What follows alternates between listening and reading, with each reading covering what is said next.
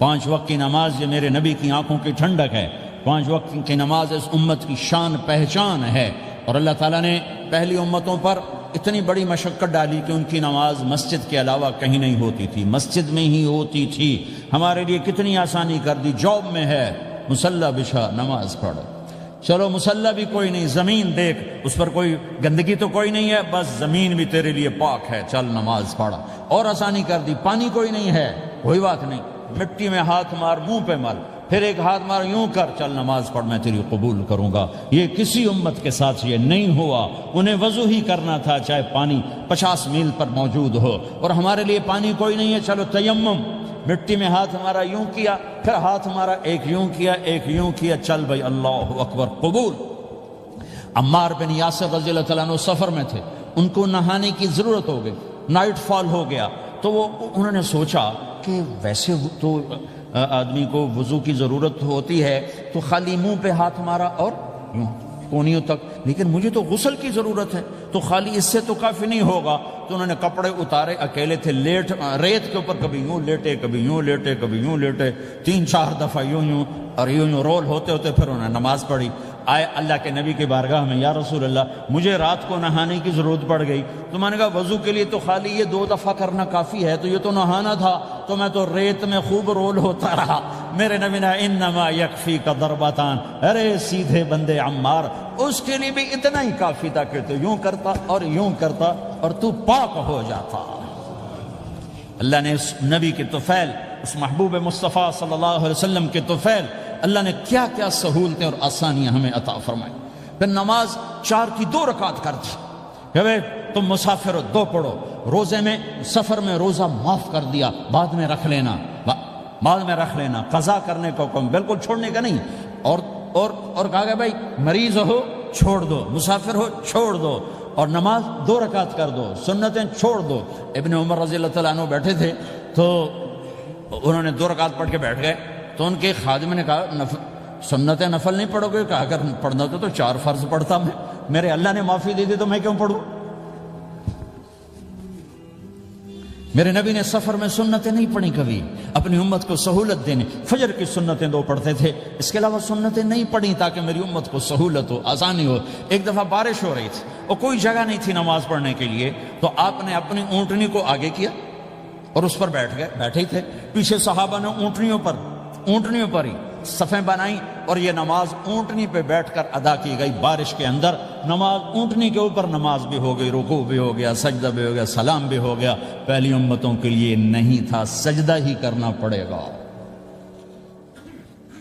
یہ اللہ کے محبوب مصطفیٰ صلی اللہ تعالی علیہ وسلم کی طفیل، میرے اللہ نے ہم پہ فضل و احسان کیا، تو میرے نبی کی زندگی میں عبادات میں نماز سب سے اعلیٰ نظر آتی ہے، سب سے نمایاں نظر آتی ہے۔ اور پھر بازار میں، گھر میں، دفتر میں، ماحول میں میرے نبی کے اخلاق، یہ زندگی کا دوسرا روشن پہلو ہے۔ میرے نبی کی ساری زندگی 2 لفظوں میں آتی ہے، عبادت اخلاق، عبادت اخلاق، یا 2 اور لفظ، حقوق اللہ حقوق العباد، حقوق اللہ حقوق العباد۔ حقوق اللہ میں نماز سب سے اعلیٰ، اور حقوق العباد میں لوگوں کی برداشت کرنا، لوگوں سے درگزر کرنا، معاف کرنا، جھوٹ سے بچنا، دھوکے سے بچنا۔ میرے نبی سے پوچھا گیا، یا رسول اللہ مسلمان کنجوس ہو سکتا ہے؟ ہم نے کہا ہو سکتا ہے۔ یا رسول اللہ مسلمان کمزور ہو سکتا ہے، بزدل ہو سکتا ہے، ڈرپوک ہو سکتا ہے؟ آپ نے کہا ہو سکتا ہے۔ یا رسول اللہ مسلمان جھوٹ بول سکتا ہے؟ آپ نے کہا نہیں، جھوٹ نہیں بول سکتا، جھوٹ نہیں بول سکتا۔ ہاں، الا لعنت اللہ علی الکاذبین، جھوٹوں پہ اللہ کی لعنت۔ اس لعنت کے ساتھ 400 پاؤنڈ بچا لیے، 4000 بچا لیے، 4 ملین بچا لیے، 4 بلین بچا لیے، 4 ٹریلین بچا لیے، ساری دنیا کو بچا لیا، اور اوپر اللہ کی لعنت پڑی تو اللہ کی قسم گھاٹے کا سودا ہے۔ اور سچے ہو گئے، سچ بولا، یہ میں 100 پاؤنڈ کماتا ہوں، لے لو جو لینا ہے اس میں سے، یہ میں 1000 پاؤنڈ کماتا ہوں، لے لو جو لینا ہے، یہ میں 50,000 پاؤنڈ کماتا ہوں، لے لو جو لینا ہے، کہ مسلمان کی زبان سے جھوٹ نہیں نکلتا، سچ ہی بولتا ہے۔ آپ تشریف لے جا رہے ہیں، ایک آواز ہے یا رسول اللہ، آپ نے یوں دیکھا، کوئی نظر نہیں آیا، پھر آواز ہے یا رسول اللہ، تو آپ نے دیکھا کہ ہرنی ڈیئر چھوٹی وہ کھڑی ہوئی، رسی میں بندھی، تو آپ نے کہا کیا ہوا؟ کہا جی آپ کا صحابی مجھے پکڑ کے لایا ہے، میرے چھوٹے چھوٹے بچے بھوک سے رو رہے ہوں گے، آپ مجھے چھوڑ دیں، میں بچوں کو دودھ پلا کے واپس آ جاتا، مجھے پتا ہے میرے اللہ کی تقدیر میرے بارے میں کیا ہے۔ تو آپ نے کہا اگر تو واپس نہ آئی تو پھر تو اس نے کہا مجھے اللہ جہنم میں ڈال دے۔ آپ نے اس کی رسی کھول دی، خود وہیں بیٹھ گئے۔ اس نے دوڑ لگائی اور پہاڑوں میں گم ہو گئے۔ تھوڑی دیر کے بعد وہ دوڑتی ہوئی آئی اور آ کے سر یا رسول اللہ میں حاضر ہو جاؤں۔ تو آپ نے اس کو باندھ کے وہیں آپ بیٹھ گئے نہیں۔ دیر کے بعد وہ صحابی آئے جنہوں نے اس کو شکار کیا تھا، پکڑا تھا، تو کہنے لگے ان کا یا رسول اللہ آپ یہاں کیسے؟ کہ میں ایک درخواست لے کر آیا ہوں۔ کہ کیا؟ کہ یہ ہرنی مجھے ہدیہ کر دو۔ کہ یا رسول اللہ سب کچھ آپ کا ہے، کہ بس یہ ہدیہ کر دو۔ کہ یا رسول اللہ حاضر۔ تو آپ نے اس کو لے کر رسی اس کی گردن سے نکالی کہ جا بچی اپنے بچوں کے پاس جا کے خوشی منا، سچ نجات دیتا ہے اور جھوٹ ہلاک کرتا ہے۔ ایک ہرنی جان کی بازی کھیل گئی سچ بولنے کے لیے، تم چند پونڈوں پہ جھوٹ بولتے ہو، ایمان کو برباد کر کے رکھ دیتے ہو۔ مسلمان جھوٹ نہیں بولتا، مسلمان دھوکہ نہیں دیتا، مسلمان کی زبان سے سخت بول نہیں نکلتا، کسی کو بے عزت نہیں کرتا، کسی کو کی بے اکرامی نہیں کرتا، کسی کا دل نہیں توڑتا، کسی کو ذلیل نہیں کرتا، خود سہتا ہے، اوروں کو خوشیاں دیتا ہے، خود دکھ سہتا ہے، اوروں کو راحت دیتا ہے، خود تکلیف سہتا ہے۔ یہ میرے نبی کے اخلاق ہیں، یہ میرے نبی کی زندگی ہے، اور یہ اسلام کا سب سے بڑا چیپٹر ہے، وہ سب سے مشکل چیپٹر ہے۔ جب میرے نبی نے لمبی نمازیں پڑھی تو اللہ نے روک دیا کہ میرے حبیب ما انزلنا علیک القرآن لتشقى، اتنی لمبی نماز نہ پڑھ کے تو تھک جائے۔ میرے نبی نے تبلیغ میں زور دکھایا تو اللہ نے روک دیا، فَلْتَذْهَبْ نَفْسُكَ عَلَيْهِمْ حَسَرَاتٍ، میرے نبی اتنا غم نہ کر کے آپ خود ہی آہیں بھرتے بھرتے آپ مر جائیں۔ میرے نبی نے مال سارا خرچ کیا، اللہ نے اس سے بھی روک دیا، وَلَا تَبْسُطْهَا كُلَّ الْبَسْطِ فَتَقْعُدَ مَلُومًا مَحْسُورًا، اتنا خرچ نہ کریں کہ آپ خود پھر دکھی ہو کے بیٹھ جائیں۔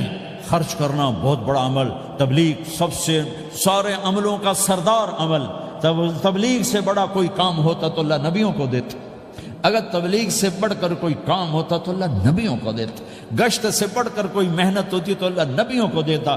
950 سال نوح علیہ السلام گشتی کر رہے ہیں، اور اللہ کی مان لو، اللہ کی مان لو، اتنا عظیم عمل کا میرے نبی درمیانہ نماز سب سے بڑی عبادت، میرے نبی درمیانہ کام، لیکن جب میرے نبی نے اخلاق اچھے کیے، دشمن کو معاف کرنا۔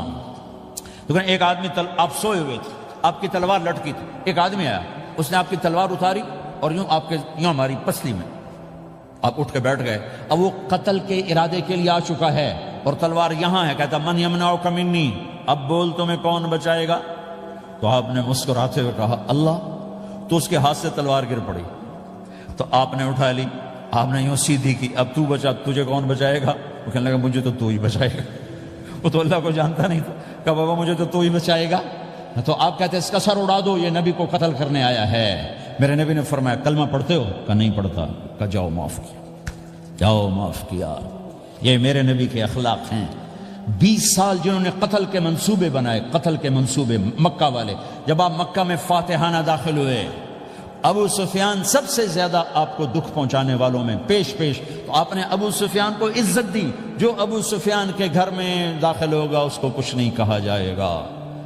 آپ تو ابو سفیان کو بلا کے سولی پہ لٹکاتے، اور آپ کہہ رہے ہیں جو ابو سفیان کے گھر میں جائے گا اسے کچھ نہیں کہا جائے گا، جو بیت اللہ میں ہوگا اسے کچھ نہیں کہا جائے گا۔ سارا مکہ سامنے، آپ یوں بیت اللہ کا دروازے پر یوں دونوں ہاتھ ایسے ٹکا کے کھڑے تھے۔ پھر آپ نے کہا میں کیا کروں گا اب تمہارے ساتھ؟ تو سہیل بن عمر نے کہا آپ کریم ہیں، کریم کے بیٹے ہیں۔ تو آپ نے کہا جاؤ میں نے معاف کیا۔ یہ اخلاق آج مٹ چکے ہیں، مردوں سے، عورتوں سے، علم والوں سے، خانقاہ والوں سے، تبلیغ والوں سے، سب زیرو ہوئے پڑے ہیں۔ جب تک یہ اخلاق زندہ نہیں ہوتے اسلامی زندگی قائم نہیں ہو سکتی، اسلامی معاشرت قائم نہیں ہو سکتی۔ اور دین دو چیزوں سے آگے پھیلتا ہے، ایک دعوت اور ایک اخلاق۔ دعوت اور اخلاق۔ دعوت نہیں ہوگی تو اخلاق وہیں پڑے رہ جائیں گے، اخلاق نہیں ہوں گے تو دعوت کوئی قبول نہیں کرے گا۔ میرے نبی نے کتنے معجزے دکھائے مکے میں، نہیں کلمہ پڑھا۔ بدر میں ان کے 70 مارے گئے، فرشتوں کو دیکھا، جبریل کے گھوڑے کی آواز سنی، کلمہ نہیں پڑھا۔ خندق میں شکست ہوئی، کلمہ نہیں پڑھا۔ پانی نکلتے دیکھا، انگلیوں سے کلمہ نہیں پڑھا۔ ایک بکرے کا ایک بازو پکایا، ایک بازو بکرے کا، ایک اگلا جو بازو ہوتا، اور 40 آدمیوں نے کھانا کھایا اور ایک بوٹی کم نہیں ہوئی، کلمہ نہیں پڑھا۔ لیکن جب میرے نبی نے کہا جاؤ معاف کیا تو سارے ہی کلمہ پڑ گئے کہ واقعہ یہ اخلاق نبی کے ہو سکتا۔ حنین کی جنگ میں جب بھاگے لوگ، شکست ہوئی، تو ایک صحابی کا بھاگتے ہوئے پاؤں ہمارے نبی کا پاؤں پر آیا، اور جوتا سخت تھا، تو آپ نے کہا اوجعتنی، اور آپ کے ہاتھ میں چھڑی تھی، آپ نے اس کو یوں ماری، اوجعتنی، ارے تو نے مجھے کتنا زیادہ درد پہنچایا، دکھ پہنچایا۔ وہ بیچارے پگھل کے رہ گئے اور پریشان ہو گئے، اور فرماتے ہیں سارا دن میں پریشان، ساری رات پریشان کہ اللہ کے نبی کو میں نے تکلیف پہنچائی، اب میرا کیا بنے گا۔ اگلا دن ہوا تو اعلان ہو رہا تھا بھائی جس کا پاؤں نبی کے پاؤں پہ آیا تھا اس کو اللہ کے نبی بلا رہے ہیں۔ تو صحابی کہنے لگے میں نے سمجھا بس اب میری تو دنیا بھی گئی اور آخرت بھی گئی، اب میرے اوپر کیس بنے گا اور مجھے ڈانٹ ڈپٹ بھی ہوگی، میرا کتنا بڑا گھاٹا نقصان ہوگا۔ یہ حاضر ہوئے ڈرتے ڈرتے، تو آپ نے فرمایا میرے بھائی کل میں نے تمہیں چھڑی ماری تھی، وہ مجھے معاف کر دینا، اور یہ 80 اونٹ تمہیں ہدیہ دیتا ہوں، 80 کیملز یعنی 80 پراڈو، 80 رینج روور کا یہ میری طرف سے تمہیں ہدیہ ہے۔ وہ حیران پریشان، یہ میرے نبی کے اخلاق ہیں، یہ میرے نبی کے اخلاق ہیں۔ کانٹے بچھانے والی نے 4 دن آنا چھوڑ دیا، بیمار ہو گئی تھی، تو آپ نے کیا بات ہے، وہ ہمارے راستے میں اب کانٹے کوئی نہیں ہیں، کہا یہ وہ بیمار پڑی ہے جو کانٹے بچھاتے تھے۔ تو آپ اس کے گھر چلے گئے، ماں جی خیریت تو ہے، آپ ٹھیک تو ہیں؟ کہا بیٹا مجھے کلمہ پڑھا دے، بس تیرے اخلاق نے مجھے فتح کر لیا ہے۔ میرے بھائیوں یہ چیپٹر بھول چکے ہیں، بھول چکے ہیں، بھول چکے ہیں۔ جب تک یہ چیپٹر زندہ نہیں ہوگا زندگی اسلامی نہیں بنے گی، معاشرہ اسلامی نہیں بنے گا، اور آگے قوموں کے لیے اسلام کا دروازہ نہیں کھلے گا۔ ہمیں معاف کرنا آتا ہو، ہمیں گالی دینے والے کو دعا دینا آتا ہو، غیبت کرنے والے کی تعریف آتی ہو، اور غیبت کرنے سے، غیبت سننے سے اپنے آپ کو ایسے بچاؤ جیسے زہر سے بچاتے ہو، اسے آگ سے بچاتے ہو۔ ایک دوسرے کو نفرت کا بول نہ بولو، ورنہ ساری زندگی تباہ و برباد ہو جائے گی۔ میرے رب کی قسم، میرے نبی نے کہا ایک زبان کا بول انسان بولتا ہے اور جہنم کی گہرائیوں میں گر جاتا ہے، اور ایک زبان کا بول انسان بولتا ہے اور جنت کے درجات پر چڑھ جاتا ہے۔ یہ زبان بہت طاقتور چیز ہے، میں ہر بیان میں اس کو دہرا رہا ہوں کہ جتنا یہ عمل ختم ہو چکا ہے اتنا کوئی عمل بھی نہیں ختم ہوا ہے۔ اور ایک صحابی ہیں ابو دجانہ۔ کون ابو دجانہ؟ السابقون الاولون من المہاجرین والانصار، اس میں پہلی صف کے صحابہ۔ کون ابو دجانہ؟ جب آپ حج پر گئے تو اپنی جگہ مدینے کا امیر ابو دجانہ کو بنایا۔ ابو دجانہ حج میں شریک نہیں ہوئے، کہ آپ نے اپنی جگہ ان کو اپنا نائب بنا کے وہاں کھڑا فرمایا ابو دجانہ میری جگہ پر مدینے کا امیر ہے۔ یہ وہ ابو دجانہ ہیں۔ کون ابو دجانہ؟ جو جنگ بدر سے لے کر آخری حج تک ہر سفر میں شریک ہیں، ہر سفر میں شریک ہیں۔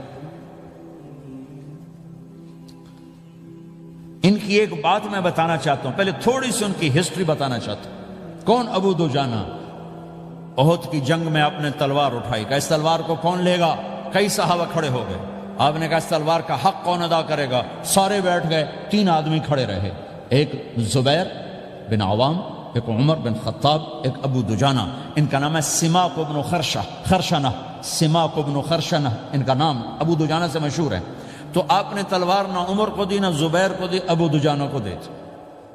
تو عمر رضی اللہ عنہ نے تو محسوس نہیں کیا، حضرت زبیر نے محسوس کیا کہ اس کو کیوں دی، مجھے کیوں نہیں دی؟ میں مہاجرین میں سے ہوں، میں پھوپھی کا بیٹا ہوں، میں اس سے دلیری میں کم نہیں ہوں۔ بلکہ حضرت زبیر کی دلیری کی تو دھک تھی، جدھر سلوار چلتی تھی کاٹتی چلی جاتی تھی، کہنے کہ میں دیکھوں گا یہ کیا کرتا ہے۔ تو ابو دجانہ کے پیچھے پیچھے زبیر ہو لیے۔ تو ابو دجانہ نے جو حملہ کیا تو 3000 کا لشکر تھا، اس کو چیر کے پار نکل گیا، پورے لشکر کو کاٹ کے پار نکل گیا۔ اور آگے عورتیں کھڑی تھیں جو مکے کے لشکر کو تیار کر رہی تھیں۔ نحن بنات طارقی نمشی علی النمارقی مشی القتل بوارقی المسک فی المخالقی المسک فی المفارقی والدر فی المخالقی ان تقبلوا نعانقی وتدبروا نفارقی فراق غیر وامقی۔ یہ گانا گا رہی تھیں اور ان کو تیار کر رہی تھیں۔ تو جب ابو دجانہ کی تلوار نظر آئی تو سب بھاگی، ہندا پکڑی گئی، تو آپ نے یوں اپنی تلوار ہندا کے سر پر رکھی، انہوں نے چیخ ماری، تلوار ہٹا لی۔ تو زبیر پیچھے پیچھے کہ کیا کیا ہے؟ جنگ میں اگر کوئی عورت حصہ لے اسے مارنا جائز ہے، ویسے جائز نہیں ہے، عورت کو، بچے کو، بوڑھے کو ہاتھ لگانا جائز نہیں ہے۔ تو انہوں نے کہا تلوار کیوں نہیں چلائی؟ کہا میرے محبوب کی تلوار ہے، عورت کے خون سے رنگین کر کے اس کی شان نہیں گھٹانا چاہتا، یہ میرے نبی کی تلوار۔ پھر واپس ہوئے، پھر اٹیک کیا اور پھر مجمع کو چیر دیا۔ سامنے ایک آدمی آ رہا تھا ہاتھی کی طرح، اتنا لمبا موٹا تازہ، تو زبیر کہنے لگے میرے جی میں آیا کبھی اس کی ٹکر ہونا پھر میں دیکھوں ابو دجانہ کیا چیز ہے۔ تو اللہ کا کرنا ایسا ہوا ابو دجانہ دونوں آمنے سامنے ہو گئے، تو وہ ایسے شاہ سوار تھے کہ دونوں طرف کے لشکر ذرا تھم گئے اور وہ دونوں بھڑ گئے۔ ابو دجانہ کے اپنے جوہر، اس پہلوان کے اپنے جوہر، غبار اٹھا، مٹی اٹھی، اور اس کی اپنی طاقت، ان کی اپنی طاقت، انہوں نے ابو دجانہ کو اس نے زخمی کر دیا۔ ابو دجانہ نے جو جوش میں آ کے ماری تلوار، اس کو لگی یہاں، تو اتنی طاقت سے لگی کہ اس کے نیچے اتر کر 2 ٹکڑوں میں تقسیم کر دی۔ یوں ماری تو ایک حصہ ادھر، ایک حصہ، پھر یوں دیکھا اور اپنے چہرے سے لوہے کی ٹوپی اتاری، اما ترا انا ابو دجانہ، کیا دیکھ رہے ہو؟ میں ہوں ابو دجانہ، تلوار صحیح لی ہے میں نے، غلط نہیں لی۔ یہ ابو دجانہ ہیں۔ اور جب شکست ہو گئی احد کی جنگ میں، اور پھر 10-12 آدمیوں نے آپ کو گھیرے میں لیا ہوا تھا، ان میں ایک ابو بکر تھے، عمر تھے، علی تھے، طلحہ تھے، زبیر تھے، سعد بن ابی وقاص تھے، اور سہل بن حنیف تھے، عبادہ قتادہ بن نعمان تھے، اور ابو دجانہ تھے رضی اللہ تعالی عنہم۔ ان میں سے ایک ابو دجانہ بھی تھے، اور یمامہ کی جنگ میں ابو دجانہ شہید ہوئے، یمامہ کی جنگ میں شہید ہوئے۔ یہ ابو دجانہ کی تھوڑی سی سیرت آپ کے سامنے آئی ہے۔ اس کے بعد اب آپ ان کے قول کو سنو تاکہ اس کا وزن آپ کے سامنے آئے۔ یہ بدر کے شریک ہیں، اللہ کے نبی نے کہا بدر کا صحابی جو مرضی کرے بخشا گیا۔ یہ صلح حدیبیہ کے شریک ہیں، اللہ نے قرآن میں کہا لقد رضی اللہ، میں ان سے راضی ہو گیا۔ یہ صحابی ہیں، اللہ نے کہا کلا وعد اللہ الحسنى، اے میرا نبی تیرے ہر صحابی کے لیے جنت کا وعدہ ہے۔ اور اب یہ کیا کہتے ہیں؟ یہ کیا کہتے ہیں لوگو؟ ان ارجع عملی عند، لوگو میرے پاس، ابو دجانہ میرے پاس بخشش کا سب سے بڑا عمل جانتے ہو کیا ہے؟ بدر نہیں، احد نہیں، حدیبیہ نہیں، خندق نہیں، خیبر نہیں، فتح مکہ نہیں، آخری حج نہیں، کیا ہے؟ کیا ہے لوگو؟ ان ارجع عملی عندی، میرے پاس آخرت میں بخشش کا سب سے بڑا عمل بس ایک ہے کہ ما آذیت احدا بلسانی، میں نے اپنی زبان سے کبھی کسی کو دکھ نہیں پہنچایا۔ ولا اجد فی قلبی غلا لاحد، اور میرے دل میں کسی کے لیے بغض کوئی نہیں ہے، بس یہ میری بخشش کا عمل ہے۔ تو بھائیو، نبی کے اخلاق میں 2 چیزیں لے لو، ایک زبان سے کسی کو دکھ نہ دو، ایک دل میں کسی کا بغض نہ رکھو۔